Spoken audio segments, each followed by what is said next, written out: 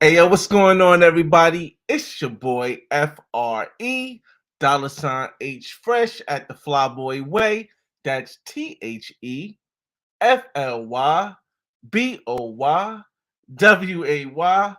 Don't ask why, just check out the channel. And welcome back, welcome back, welcome back to Money Talk Monday. All right, y'all. This is the first Money Talk Monday of the year, 2023. And I felt as though we need to start this off right. Who would have ever thought,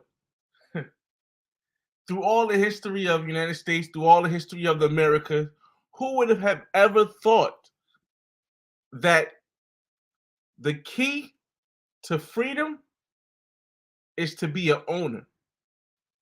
And if you're not an owner, then how can you ever truly be free? Now I'm going to get straight into it. I don't know how long this is going to, how long this live is going to be. I'm going to try to make it 30 minutes. I'll shout everybody out in the room in a second. I just want to get this basis off of what I mean by until you're an owner, you can never be free.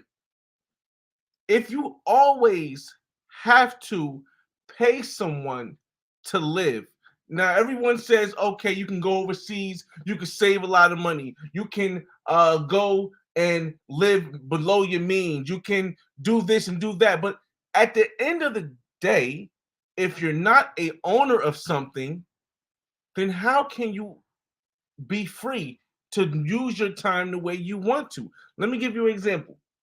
So if I don't own a house and I have to pay rent, that means I have to get a job. That means I have to go to work if I'm not an owner, which means that my freedom is only at the extent of me having a job, because if I don't have a job, then I can't afford the place where I live. If I don't have a job, I can't afford to feed my family. See, the misconception that we are all free, and it's not just a black thing. This is a United States world thing.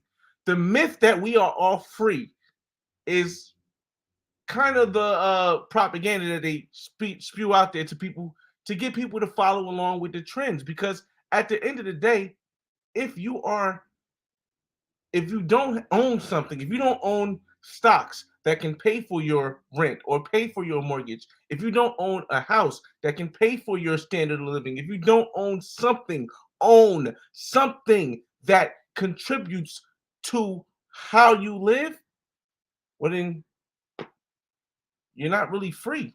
Because see, free is to be able to move without restraint. If you look at the definition of the actual Oxford definition or the whatever book definition of free, it's to move without restraint, or quote unquote freely move. So at the end of the day, if you're not an owner, you can't be free. And I feel as though this is one of the biggest things in life, that if you learn this, your whole life will change. It does see, there are people who think that if you make a certain amount of money, you can be good. Like, you have a lot of artists, you have a lot of rap artists, you have a lot of R&B singers, you have a lot of celebrities, you have a lot of people who give the illusion that they're free because they have all this money. Oh, I'm going to have the nicest car, I'm going to have all this and all this. But at the point when you stop doing whatever you're doing, if you can no longer sustain that lifestyle, or a lifestyle that's suitable for you, well then you back in the change. You back to the game. So let me shout everybody out, y'all, real quick. Let me shout you guys out in the room. Shout out to King Tony in the building. What's up? What's going on? NY in the building. I feel you. XL, salute, my G. Nick, what's up? Happy New Year, everybody. Yeah, I just wanted to get all the chance to start this new year right. J Mass, salute. What's going on, man? Been on my entrepreneur stuff all 2022. This is different. Listen, man. Appreciate it. Mr. Alexander, can you speak on your adventures in dating in Miami? When we get close to the 30-minute mark, I'll switch it up and we can just talk about anything you guys want to. Because like I said, I try to make the lives at least 30 minutes based on the topic that I'm talking about, so I can get people to join in. And then after that, we'll go into talk about anything you guys want. Jay Brash, what's going on? What's going on? Yes, ownership is the key. Ownership is definitely key. All right, so for those that don't know, let me give you a little, and I'm going to summarize this. So if I'm getting some points wrong, you can always just Google it and get the research done for yourself. But before I get to what happened when black people were quote unquote released as slaves, right? Before I get into that, let me say you this. For the last, when did I start this? In October 2021, I started to realize that if I don't trademark my name, the name for my web series, The Black Man's Guide to World Travel, is a possibility that someone who may not be from either my culture or who may not be just me could go out there and trademark, in other words, grab the ownership of what I have put out for the last 3 to 4 years, actually, for the last 4 years. And I said, wow, everything I've done for the last 4 years can simply be taken away from me. It can be stripped. They can stop me from putting out the Black Man's Guide to World Travel if I am not the owner. So what I decided to do was I'm going to go file for ownership of the Black Man's Guide to World Travel. And this was October 2021. It is now January the 9th, 2023, and the trademark just cleared in January 3rd, 2023. I got the final confirmation in December, but it just cleared and was registered under the supplemental one. And that's just the first one. Give you guys more information on this because a lot of people don't really understand how trademarks work and why it's important to trademark your product that you put your money, time, and anything into it. Like I said, it's about ownership. For those 23 people who just come into the room, hope you hit the like button. But again, if you're not an owner, then you're not free. I want to say if you're not an owner, then you're a slave, which is I know, but I don't know how YouTube the algorithm says with that word, but I'm just gonna say it anyway. If you're not an owner, then you're a slave. How ironic is that? That the only way to become free from slavery is to become an owner. It's crazy. So in 2021, right? I said, okay, now I told everybody, I said, listen, I don't mind if you guys use the Black Man's Guide because it's not just about me. It's about a different perspective, a more inclusive perspective of history, because history was only told from the British European perspective. They every time they went somewhere, they destroyed it and they put their own perspective in. They never asked the people, well, how do you feel about this? They never came and asked black people how you feel about slavery. They never asked Indian people, Latin American people. They didn't ask the Mayans how they felt. They just came, destroyed, and built. But in this generation we have now, we can stop that from reoccurring by ownership, by owning something. So in 2021, I went out to try to own my title, The Black Man's Guide to World Travel. Now I know nothing in 2021.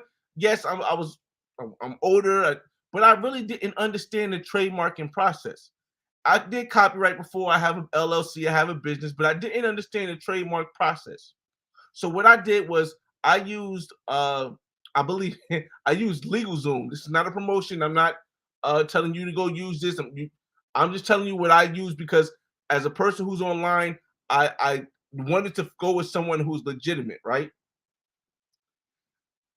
I did not know that to gain ownership, it's a long time. You got to go through a lot of stuff to get a trademark, and it ended up in total costing me $1,100. $1,100 between different lawyers for different stuff.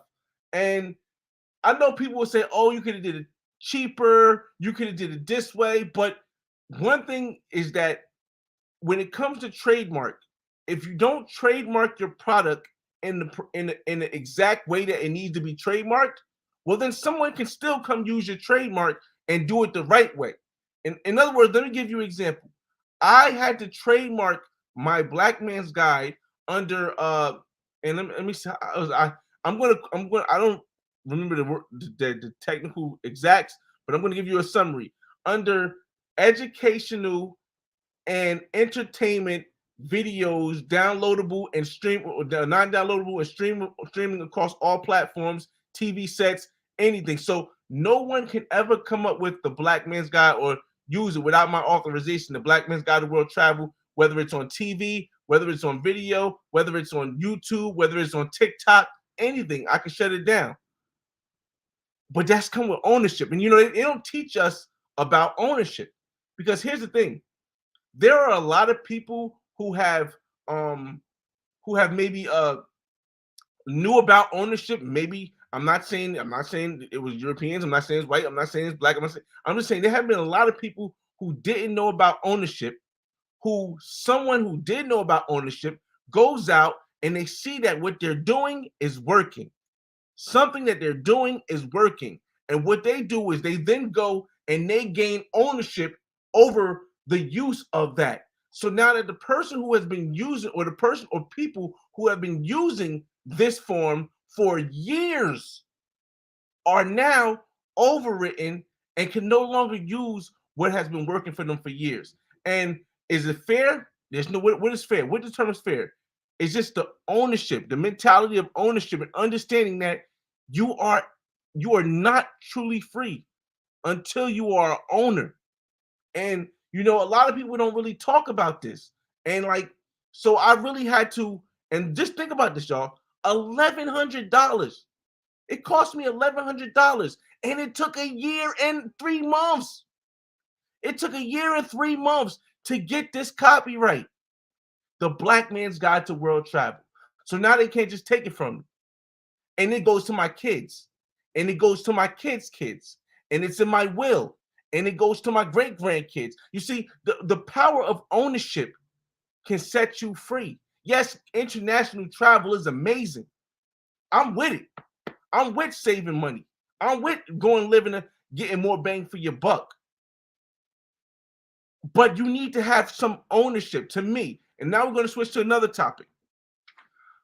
I feel as though you need to have ownership of something physical in the United States that makes you money if you're going to go live overseas. Let me tell you why. Because when you go overseas, whether you go to Colombia, whether you go to Brazil, whether you go to Thailand, and a lot of people don't touch this aspect. And I think this is an aspect that a lot of people who are trying to be expats, who are trying to go live abroad, I think a lot of them are missing this because they,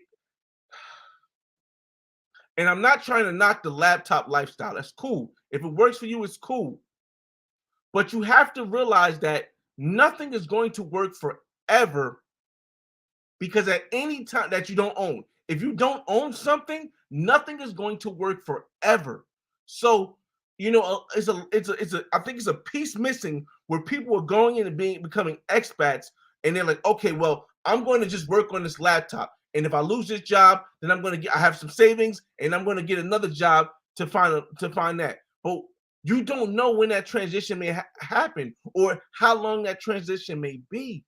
But if you own the piece of property in the United States that's bringing you income, cool. If you own some diversified bonds or dividends or mutual funds that was owned. Notice how before I say it's always owned. If you own something like this, well, then you have a safety net, because regardless of where you work, you own something that's producing you income. And I feel as though there's not a lot. And of course, it's not my responsibility to tell people what to say on their channel or to say, but it's not enough. There's not enough people who are traveling overseas who are illustrating to people that you need to have a solid base that's producing you income, and you need to be an owner before you take that journey over there. Because if you're not, I've never seen it, nothing's guaranteed, but it's a big possibility that you're going to fall on your back and mess it up, and then you're going to hate it forever.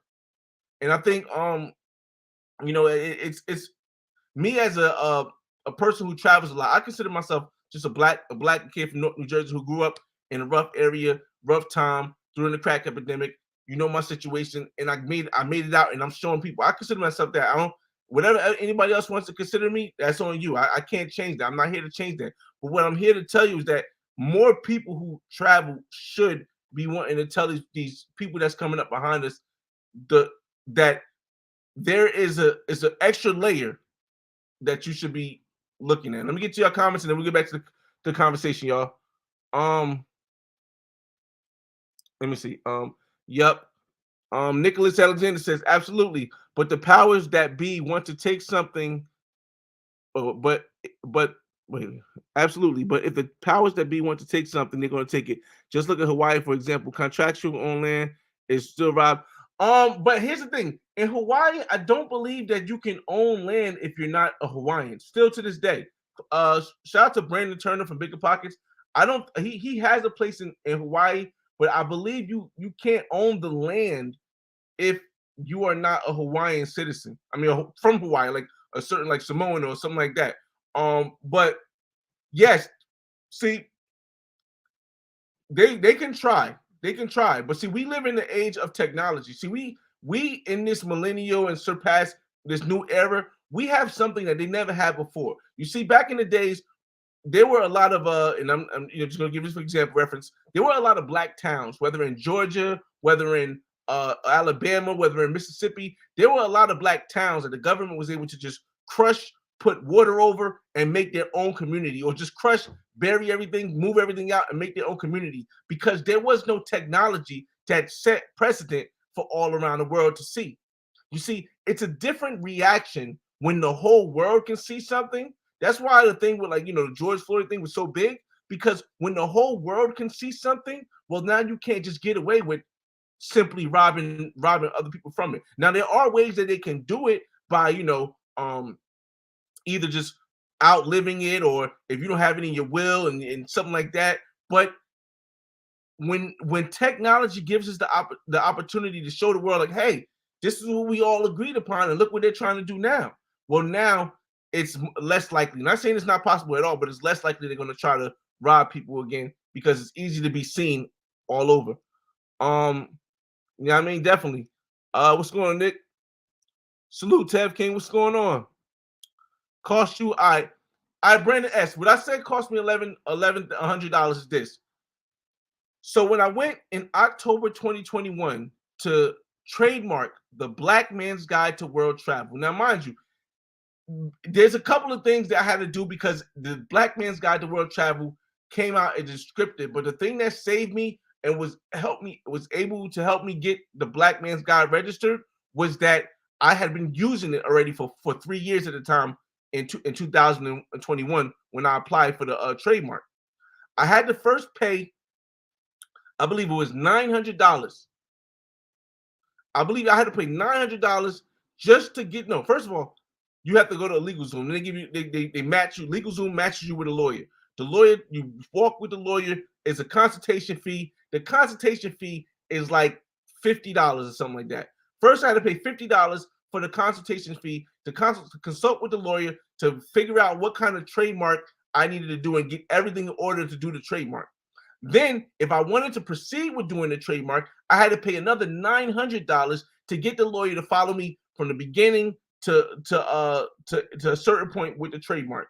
Now, mind you, this is in October 2021. This whole process went through the whole 2022, and when it got to like June, it started getting crazy because there was something in it that I had to change, and they said they had two options. I had to do it one way or do it another way. If I wanted to do it either way, it was going to cost me more money. That was another $100 to find out what the USPTO, which is the people who you register your trademark with, they was asking me something specific about the way I use the Black Man's Guide. Like, am I using black in a descriptive manner? Am I using black in representation of a ethnic group? It was something that they had to do. So I had to pay them another $100, and then it went another 3 months, and then finally they said in December of 2022, they said, okay, you got it. We're putting it in for the registration. The examiner looked at it. The examiner said, make these changes. I had to pay to make those changes. All in total came into $1,100. I made the changes. The examiner sent it back and said everything is perfect. Now we're going to register it. And then in January 3rd, I got the registration that said, hey, your Black Man's Guide is registered on a supplement. Now, for those that don't know about trademarks, you have the supplement trademark thing, and you have the principal trademark. There is a little difference, but the difference is that once you have it on a supplement, no one else can try to use that trademark. It holds the same legalities as if you have it on the principal. But the reason why I couldn't get it on the principal was because I would have to have used the Black Man's Guide to World Travel for 5 years. And because I started this in 2018, I wasn't able to use, because 2018 to 2020 and 22 or 21 when I started it was only 3 years. So in 2026, I'm gonna give it a year afterwards. I'll apply for the principal, and that's going to be another $900. So check that out. But it's going to be a lot more easier because I already have the supplement. Now, again, when I say I did all this, because there's a lot of people, and I don't know, I can't speak for everybody else, but I know there's a lot of people on YouTube who haven't really trademarked stuff. And if you haven't trademarked stuff, at any time, someone can grab the ownership of what you've been working on your entire life. Somebody can, if you have a name, let's say your name is, now they might not be able to register your business, but they can grab the trademark. Like let's say if you have a name, Roy 50, right? If your name is Roy 50, and I see that your videos are doing good on YouTube, right? And I see that you got a lot of subscriptions, or let's say somebody from Mr. Beast. Let's say I see how good Mr. Beast is doing, right?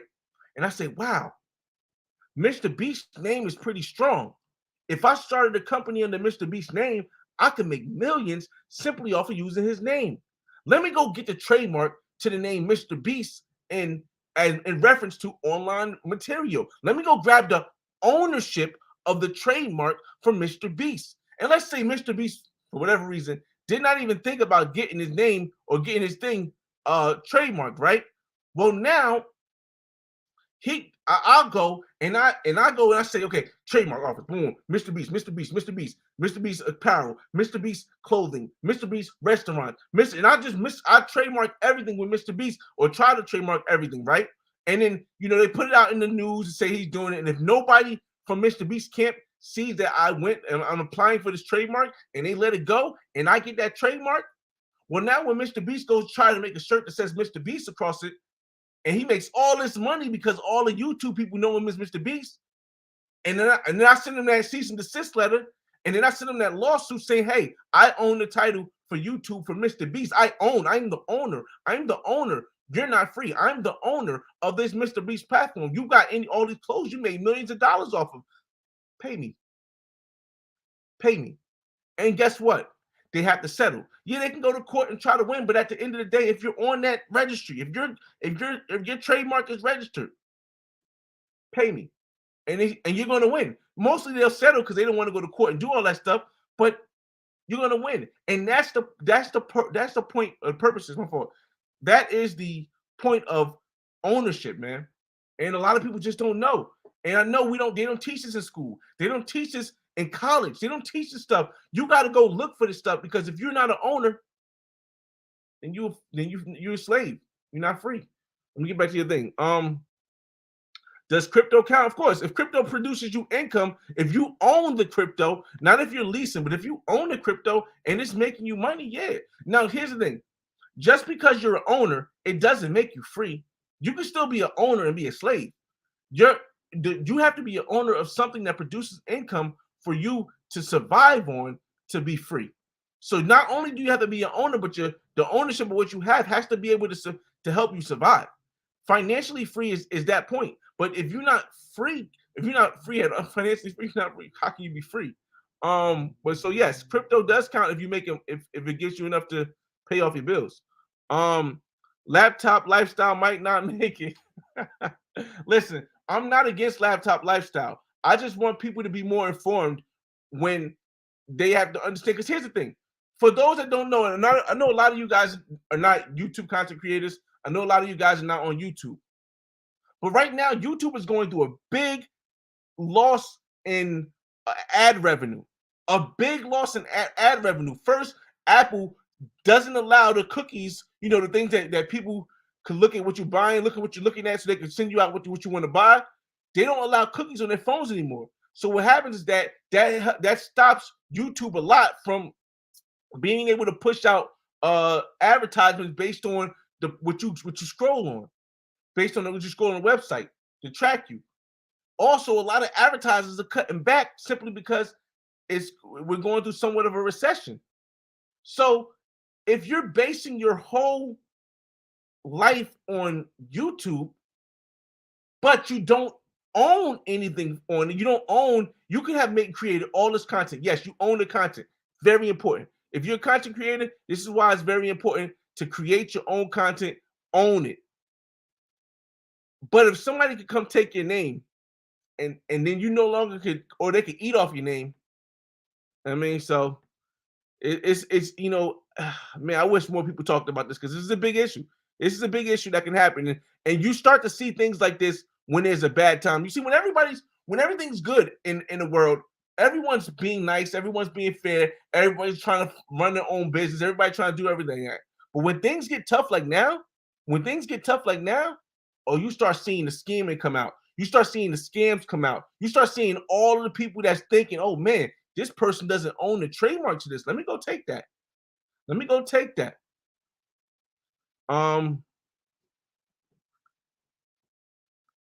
Yeah, well, it's the black man's guide to world travel. It's exactly how you see it on the videos. Yeah. Definitely, man. Salute Razor Rays in the building. Make sure you subscribe to Razor Rays channel, man. He has some great updates on everything, man. Definitely check him out. Similar Travel Rap, what's going on? Happy New Year. Salute, man. Let me see. We almost at the 30-minute mark. So if you guys got any questions on anything, I just wanted to get that topic off my chest, because I know I need this on my channel. I need this on my channel so that people that watch my channel in the future can know ownership is important. Again, if you're not an owner, you're a slave. If you don't own something, you're a slave. And just because you're an owner, it doesn't make you free. You need to have you need to be the owner of something that's able to pay for your cost of living, whether it's stocks, crypto, mutual fund, real estate, small businesses, franchise. You own McDonald's, you own something like that. You mutual funds, dividends, ETFs, anything. You need to be an owner of something that pays for your cost of living if you truly want to be free. Yes, sir. Triple Travel, what's going on, man?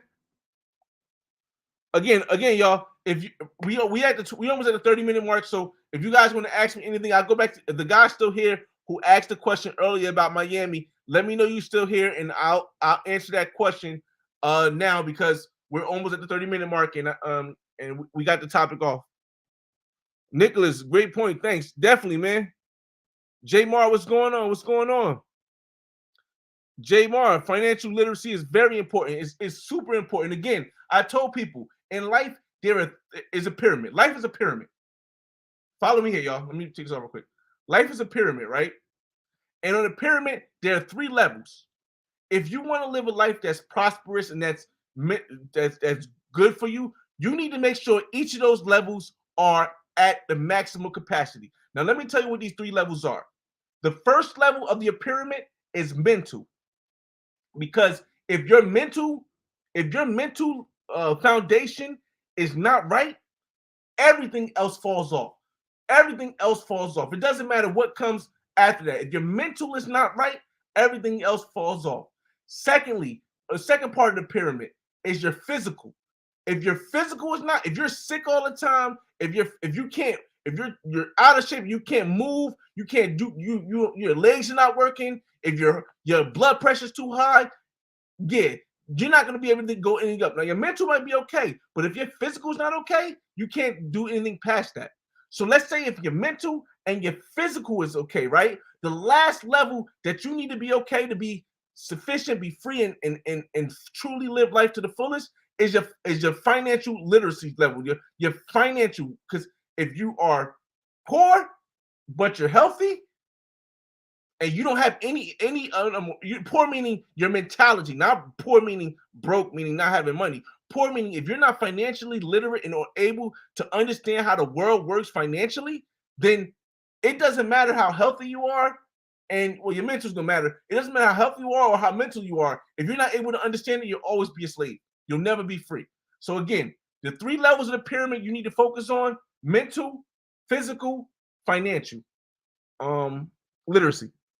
Let's see. DYB in the building. Shout out to DYB down in Florida, man. Let's exactly. I see DYB. He got his own clothing brand. This is what I mean. Ownership, y'all. Ownership. Too real for reality. I feel you, man. Yes. All right, so here we go. So what about land ownership, land overseas? Okay, so here's the thing. I feel as though land ownership is important, but you have to have a plan to what you're going to do with that land. You to buy land in hopes that the future people will come and try to buy it on top of you. That's like a Ponzi scheme. A Ponzi scheme is when you buy something hoping that there's another sucker that'll buy it after you for a higher price. And for me personally, I like the concept of buying land, but not a foreign. Because if I can't go see my land, if I can't go step on my land, if it's not an hour or 2 hours away from where I live, I'm not able to really see what's going on with that land. So, and I don't really trust that much. So overseas, would I buy land? Not necessarily. I'd rather buy a condo overseas. You know, right now, I'd rather buy a condo overseas that I know there's other people in that building that's going to be monitoring that building while I'm not at my condo, the same way as I own my condo in Miami. But land, I wouldn't. But it's good if you can get land. If that's all you can get overseas, I don't know. But in the States, yes, definitely. Because here's the thing: in the future, it's going to be a point where if you only got land, right, but you got land in a great place where the weather's always good, like Florida, but there's no, let's say there's limited hurricanes and stuff, right? Well, then guess what? You can go take you one of these vans that they create into houses, like the van life people do, and you can park in your land in Florida, and you have great weather. And whenever you want, you can just go down there and just chill on your land because you own that land. Or you could build a tiny house that might only cost $40,000 or $50,000 on your land, and it doesn't matter if it's not as big as everything else. It doesn't matter if you only pay $50,000 for the land. The tiny house can cost you maybe $80,000 to build. Now you got a place you can go to in Florida whenever you want, or California. Well, maybe not California, or Texas, or anywhere where it's not really cold whenever you want. So yes, land ownership can work in the States, but I wouldn't do it overseas. Antoine, what's up, man? What up, fly boy? Hold up, y'all. Real quick, let me hide this because I ain't advertising nobody yet.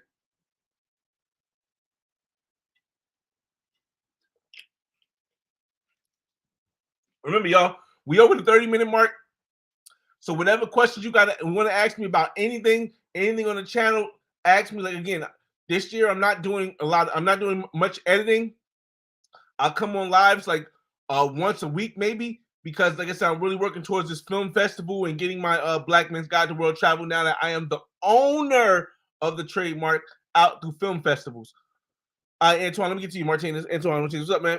What's up, fly boy? It's been a minute. I caught you live, but yeah, you're right. There's a lot of yeah, definitely. There's a lot of definitely a lot of ways you can build wealth. But like I said, most importantly, ownership. Marcus, what's going on, man? Hope I ain't preaching too much. NYC is dangerous and full of listen, man. Here's the thing, DYB, again, when times get hard, see, the United States has been in a good time area for a long time. We've been in the good times for a long time, whether it's financial, whether it's, the world and how it is. The United States has been good for a long time. Now, I still believe the United States will be the top economy, but here's the thing. When times get rough, that's when you show how people really are. That's when you learn how people really are, whether it's financially, whether it's friendship-wise, whether it's lover-wise. When times get rough, you really know how things are. And right now, times are just getting slightly rough for a lot of people, and ain't nobody, and they ain't trying to take, you can talk all that stuff when things are good, oh, you my road dog, I'll never snitch on you, I'm down for you, this is this. We driving the Lambos, we driving the Vets, we got a mansion, we doing all this. But then times getting hard. I'm not doing 27 years for you. I mean, that's just how some people are built, man. I don't knock them. Everybody has the right to live they want to live. But you got to realize things. Don't judge somebody when times are good. Judge somebody when times are hard. Yes, I'm still here in Miami, bro. Okay. All right. So the question you had, let me make sure. Mr. Alexander asked. He said, Mr. Alexander said, can you speak? And I'm gonna get back. He said, can you speak on your adventures of dating in Miami? All right, I got you. All right, so when I got to Miami, when I first bought my condo in Miami, because remember, mind you, before I bought my condo, I had only been to Miami 2 times.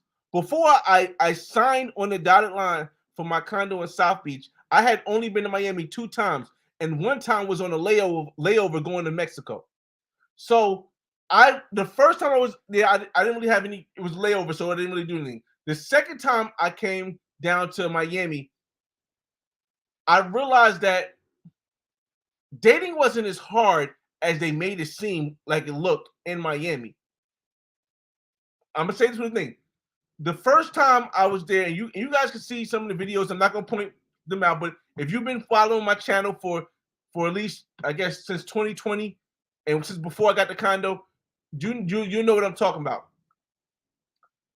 I got there. I went down there for 4 days, right? For the first time I really went there, because like I said, first time was a layover, but the second time I went to Miami, I went over there for 4 days, right? I knocked down 2 things. I knocked down 2 things. And I mean, it was some good things I knocked down. And it wasn't even like they was on some, I want you to spend money on me. They just wanted to, hang out. We went and got some food. We went to Wynwood. You see, because there's a lot of stuff once you get outside of South Beach that you can do that's not going to cost you a lot of money. So I was able to go to what's that? House of Mac, walk on Wynwood. The other one I was able to just hang out in the crib. So it wasn't that hard for me to really get accustomed to the dating lifestyle at first. Now, when it comes to dating in Miami, for me, now that I'm a resident, or not resident, now that I own a place on South Beach, it's a lot more easier to really like get to know different. But most of the time, it's not women who live in Miami. It's women who come to visit. You see, when you try to talk to a woman who lives in Miami and you don't live down there, it gets a little bit more difficult because they kind of want to see you during the week. So when I tell them I'm in Jersey and they be like, oh, when you coming back down? I'm like, I'm not coming back down the next month.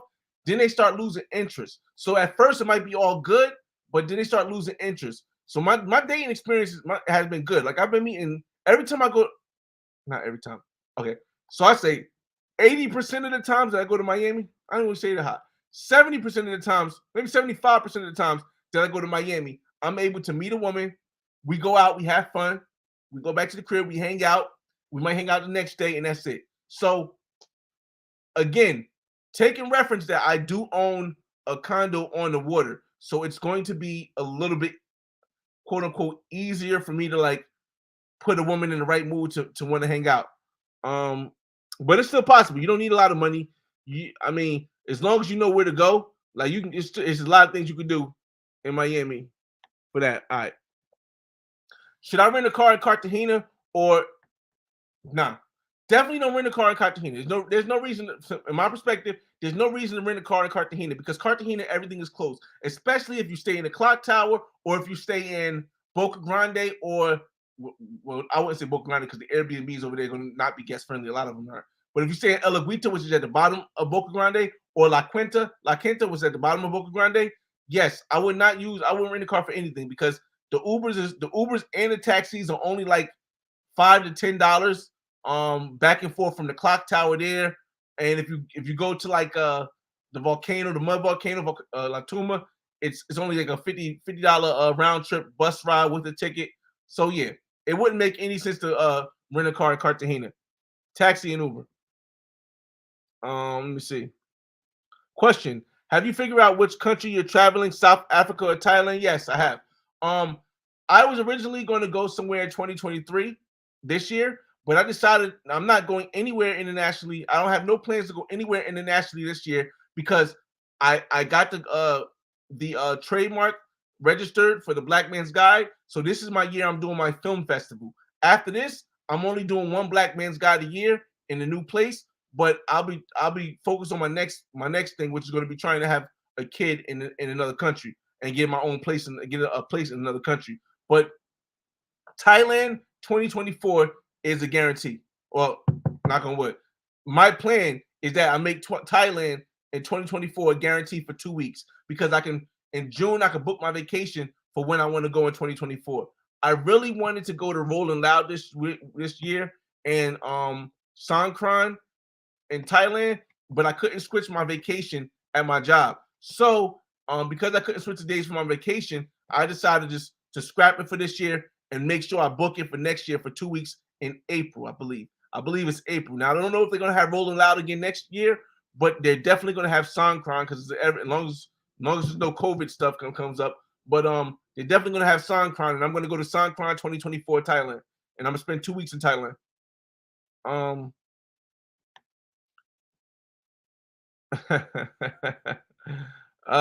What's going on, Sharon? Appreciate it, man. Appreciate it. But travel in the room. Just got back from Peru, and it was fire. Peru's definitely something I put on the menu on the itinerary rather further down the list. South Africa, like I said, again, Thailand. I hope you just heard what I just said. Thailand 2024 for Songkran.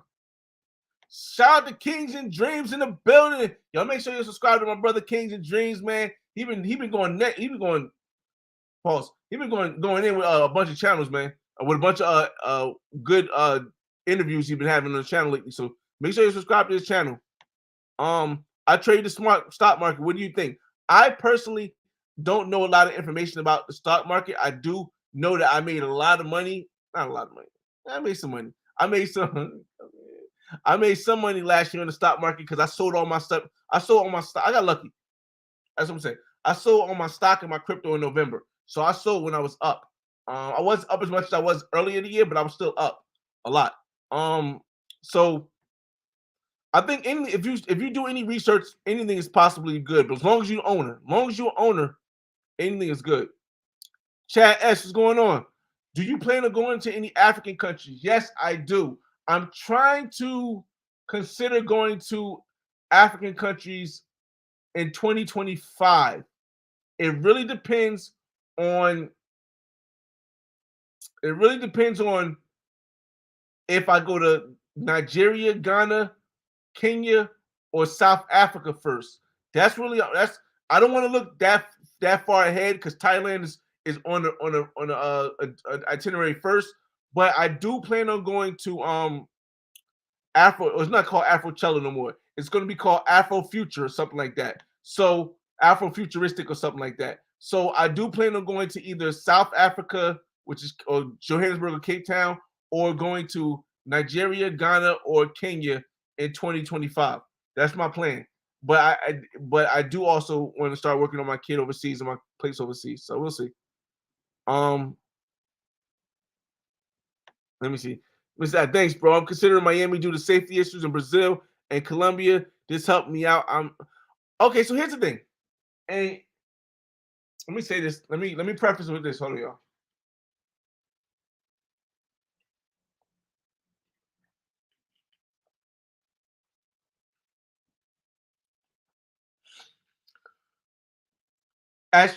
As people who travel, right?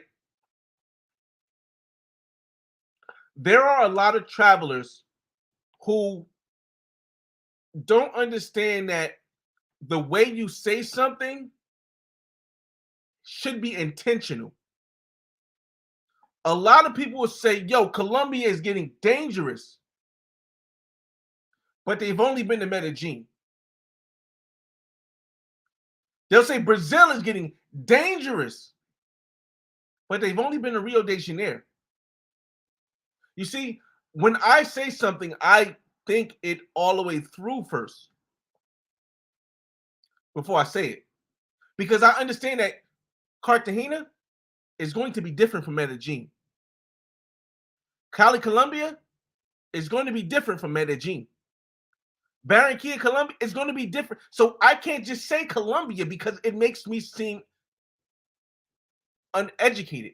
Because to generalize a whole country based on one section of a city where things may go bad for people who are not logically moving correctly is unfair, to say the least. It's unfair. It's unfair to judge an entire country on a piece of a city that people move wrong in. I said this on shout out to Keys in the Streets. I said this on in Keys in the Streets chat room. I have yet to hear, well, not Keys in the Streets, my fault. I said this on I don't know whose chat room was. It might have been Roller Tape, my fault. It might be Roller Tape. I've yet to hear a person in Medellin who got drugged and robbed who wasn't drinking, but they want to blame it all on the city. You don't want to blame it on the recklessness of what you're doing. You don't want to blame it on the fact that, oh, I want to be slick and get a condo, get a Airbnb without a guard. Oh, I want to sneak it up. Don't get a guard your ID. I don't want to take those precautions. I think that's, to say the least, unfair, if not biased. Because if I go to any hood, if I go to any hood in the States and I get drunk and I'm wearing my chain and I get drunk around a woman, she might not drug me. She might still rob me. Somebody else, she might call her homies. Her homies might rob me. You see, a place is not dangerous because things happen in that place, especially when, oh, people say, oh, they might get, it might blow it in their face. They might put it on their chest and you smell it. But none of the cases that we've seen on YouTube or in the news are from people blowing it in their face. I've seen one with the locals doing that. But none of these cases are from somebody not drinking. Every single one has to do with somebody drinking. So personally, man, if you're really concerned about the safety and you want to stay away from Medellin, you can go to Cartagena. You can go to San Jose, Costa Rica. You can go to Jaco Beach, Costa Rica. There's a bunch of places you can go. Or just maybe you can go to Cartagena. If you haven't been to Medellin, haven't been to Colombia, I would say or maybe you could go to Medellin and just don't drink. Don't get super drunk. Make sure you got a guard. Watch The Black Man's Guide. I tell people I don't understand it. But everybody has their own thoughts. C-Spill, what's up, man? Nicholas, how have your travels going to Mexico? Do I recommend? Okay, so I have a Black Man's Guide to Quintana Roo, which is the Yucatan Peninsula, which is Playa del Carmen, Cancun, Tulum, and Isla Mujeres. I have a guide to Quintana Roo, which has all 4 cities in there. I also have a Black Man's Guide footnotes to Playa del Carmen. I also have a Black Man's Guide footnotes to Tulum. I enjoyed my time in Mexico big time, to the point where I plan on purchasing my first property in Playa del Carmen. So, in my first international property in Playa del Carmen. So I would recommend it, and I definitely would recommend it for a first-time traveler. I haven't been to Mexico City yet. I hear good things. I plan on getting it. I haven't been to Tijuana yet. Don't know if I really want to go. But as far as Playa del Carmen, Tulum, Cancun, Isla Mujeres, yeah, I definitely recommend it. Yeah, it's called Afrochella. Well, it used to be called Afrochella. They're switching the name to Afro, maybe Afro Nation or Afro something, where there's a big event in like Ghana, and a big event in Nigeria, and a big event in South Africa where they do it there. It's kind of like Rolling Loud is over here in the States. Shout out to Manny Explorers. Yo, if you guys want to really see New York City, this is the guy to subscribe to, y'all. He does New York City walks where he shows you what New York City is like at night, because a lot of people don't really get to see what it's like at night, because they don't have somebody that walks around and films at night, versus because they don't know the area and stuff like that. So make sure y'all subscribe to Manny Explorers, man. He's definitely a cool brother from Puerto Rico, man. I knew him for years. Um, well, that's cool. I'm trying to get you all your comments, and then we're gonna sound out here by an hour. All common sense, no matter where we go. That's the point. That's the point I'm trying to get across to them, Manny. I've been to Medellin. Okay, Alexander. Yeah, so yeah, Cartagena. I wouldn't say Cali, Colombia, unless you know Spanish. Um, Barranquilla for Carnival. If you can go for Barranquilla, because Barranquilla Carnival coming up next month, I believe, in February. Yeah. So if you can go to Barranquilla for Carnival, you'll really enjoy yourself, man. You'll really enjoy yourself. And safety is prevalent. It's you know what I mean. It's a big thing. Good riddance. What's going on, man? Big Rob. Portugal has one of the biggest Afro Nation events in Europe. Czech in effect was there last year. I've seen Czech in Portugal also. I haven't seen the Portugal the festival yet, but I definitely I don't know. I don't know. I don't really know. I don't know if I want to go to Portugal yet. But I definitely want to check. If I do run out of countries, because like I said, I'm only 38, y'all. I'm only 38. I plan on retiring by 50. My fault. I plan on retiring by 45. At the latest, I'll retire at 50. And that's only because I want to make sure my son, who's 6 years old right now, is in high school before I start traveling like that. Like it's just my personal feeling. Like I grew up without a father. I had a father figure, my grandfather, whenever he was home, or whenever I was living with them. But I didn't have a father. So I don't want my son to have that same experience. I want him to be able to see me every week, or at least twice a month, or something like that. And so I personally, that's the reason why, even though I could retire right now, I could sell one house, I could retire, I can not have to sell the houses. I could just live off the cash flow from the houses and cut down on my expenses. But right now, while my son is still young, that's another reason why I haven't been going places where I'm going for 2 weeks. So, a lot of people say, yo, you've been to all these countries. Why you ain't go to Africa? You've been to all these countries. Why you ain't go to Thailand? Why you ain't go to Australia? Because I grew up without a father, and I don't want my son to have that same experience. All right, so let me see. Most brothers who getting caught up or deleted and meeting ladies are hanging in parking areas, which is a poblado. Yeah, you got, like I said, I don't. I don't want to tell people not to hang out in poblado because I understand the clean and close thing that people like. So I won't say that. I'll just say the best offense is a good defense. So if you got that guard, you tip that guard that money, you don't get drunk, you go with friends, all this stuff limits. It's just like this. Here's this. When you go into Medellin, this is just, I'm not saying this is a fact. This is hypothetically speaking. Let's say you go to Medellin, at the top, you're going to get drugged, right? You're going to get drugged, right? But then you start doing stuff to prevent you from getting drugged. You got a security guard. You tip the security guard. You go with friends. You don't drink or drink that much. You also don't try to get the cheapest, unexpensive pros. You don't try to go to get the cheap pros. You see how you started up here with you're going to get drugged and it came all the way down to here? A lot of people don't consider this stuff before they go. That's why I tell people, watch the Black Man's Guide to Medellin. And here's the thing. YouTube right now is blocking my Black Man's Guide from being searched for on YouTube. Like if you type in the Black Man's Guide to Medellin on YouTube, it won't come up. But Google, shout out to Google. You can Google it and it's the first thing that comes up. So again, y'all, and fatherhood over everything. Fact, listen, it's a different vibe. But I appreciate everybody for coming in the room. I'll give you guys another 4 minutes because I end this at an hour. If you got any questions or anything, get your questions out now. I'll sum up again about the ownership, and then I'll answer your questions, and then we're gonna sign out. Again, if you're not an owner, then you're a slave. Because the only way to be free is to be an owner. I don't mean you don't gotta own a house. You ain't gotta own the stocks. You ain't gotta own crypto. You ain't gotta own a business.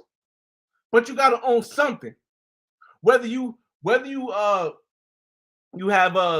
I'm trying to think of something outrageous. Whether you have a business where you loaning out money and people are paying you back. Whether you own cash flowing, producing real estate, whether you get dividends, whether you got ETFs, whether you got bonds, whether you got stocks, something that you can live off of that's passive or semi-passive, or something that you don't have to physically be there and you're working for somebody. I still believe in working for people if you want to try to do other things. Like I'm still working. I still have a job. I still go to my job. I don't work as much as I'm supposed to, but they allow me to work 3-4 hours a day rather than having to work 8 hours a day. So I can spend the other 4 hours that I'm supposed to be at work working on my future passive income, which is me trying to get on Netflix. But see, again, if you're not an owner, you can't be free, because if you can't survive off of what you have, your businesses, if you can't survive off of your passive income and you lose your job, and that laptop lifestyle no longer works, and you're in another country and you don't speak the language, tell me how you're going to survive. Tell me how you're going to be able to not be struggling if you're in another country and you don't have ownership of something that's producing you income here in the States, if you lose your remote job. See, I feel as though, there's no wrong or right in life. So I tell people, you can live the life you want to live. There's no wrong or right, but give it 10 years. That's my famous saying. Give it 10 years. Because is YouTube going to be around forever? I wouldn't bank on it. It might be something else that comes up. People might get tired of the censorship. I love YouTube. There's some things that YouTube does that I don't like, but I love YouTube because it gives us the opportunity to get our message out beyond our life. In other words, the black man's guy is going to be here, is going to outlive me. Whether it's on YouTube or YouTube's still around or moves to Rumble or moves anywhere, it's going to outlive me because technology allows that. This message right now that people are listening to right now is 40 people in the room right now. But by the time I wake up in the morning, 100 more people might have watched the video. 1,000 more people might have watched the video. So even though YouTube has its issues, do I like it? Yeah, I definitely do. But that's because I'm an owner of my content. And as long as I own my content, I'm not a slave. It's your boy FRE $H Fresh at the Flyboy Way. That's THEFLYBOYWAY. Don't ask why. Just check out the channel. And I'll see you in the next video. Peace.